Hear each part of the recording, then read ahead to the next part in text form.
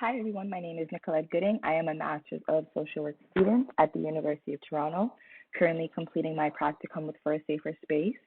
Today, I will be sharing information about children and violence within the violence against women sector and how it can affect ourselves personally and those around us.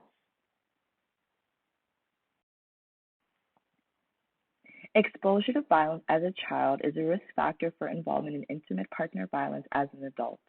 Growing up witnessing forms of violence in the home has important implications for a healthy child development and subsequent behavior as an adult. In particular, experiencing child maltreatment and witnessing partner abuse in the home as a child have consistently been demonstrated by research studies to be risk factors for becoming both a perpetrator and victim of sexual and intimate partner violence as an adult. This intergenerational impact of exposure to childhood violence is stronger for becoming a perpetrator of sexual and intimate partner violence for men and for becoming a victim of intimate partner violence for women. In an assessment of reproductive health surveys in 6 countries, it was found that the proportion of women ever married or in a union that reported physical or sexual violence by a partner was more than twice as high for women who had experienced sexual abuse or experienced forms of violence in their childhood as opposed to countries who had not. Violence against children and violence against women often co-occur. It could come as no surprise that children and families in which intimate partner violence occurs are at greater risk of also experiencing this maltreatment. Many children, therefore, face double jeopardy in terms of the influence of these very strange behaviors on their development.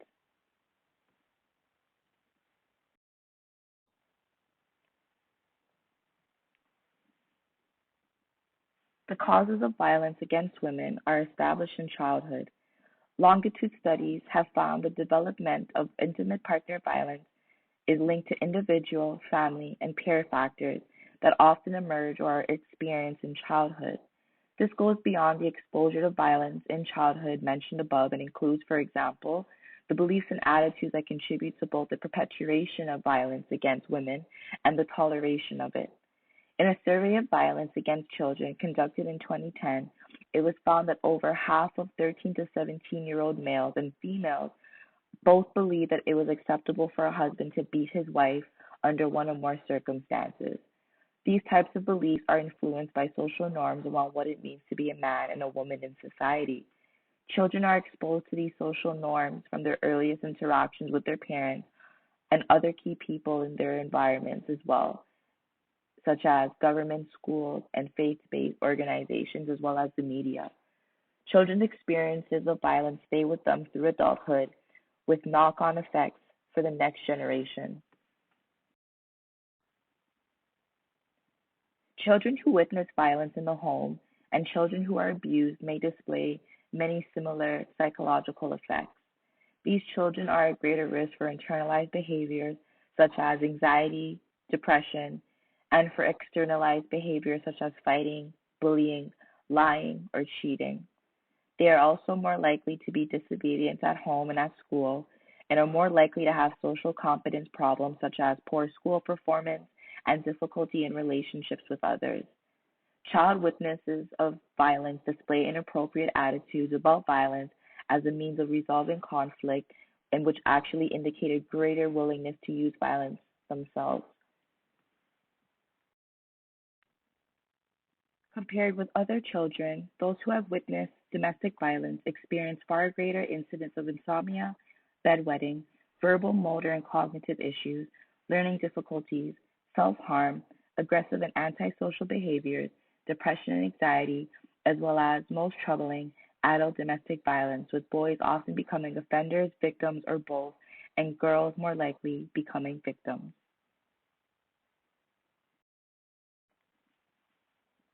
Primary care physicians can address the issue of domestic violence on multiple levels.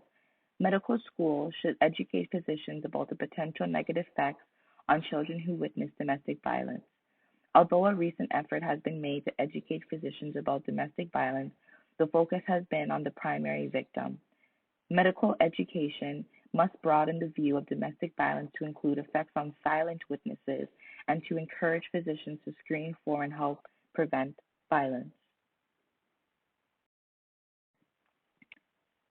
Physicians can begin violence prevention measures in the clinic because violence is in large part a learned behavior, and physicians should assess the parents' methods of resolving conflict and their responses to anger.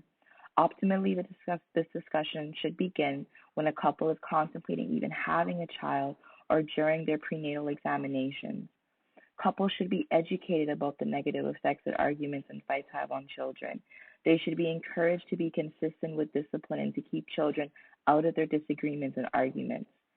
Physicians can also discuss nonviolent forms of discipline, such as modified forms of time out and removal of age appropriate privileges. Parents should be educated about the negative consequences effects of watching violence on television and should be encouraged to limit their children's television viewing to no more than maybe 2 to 3 hours a day. In addition, because the presence of guns and other weapons in the home can be associated with an increased risk of homicide and suicide among family members, parents should also be asked that weapons are kept out of the home. And if they are in the home, what measures are being taken to ensure everybody's safety? If so, parents should also ensure that they are locked and that they cannot be accessed by the children. Children should be told that if they see a gun, that they might not touch it and should leave the area immediately and tell an adult.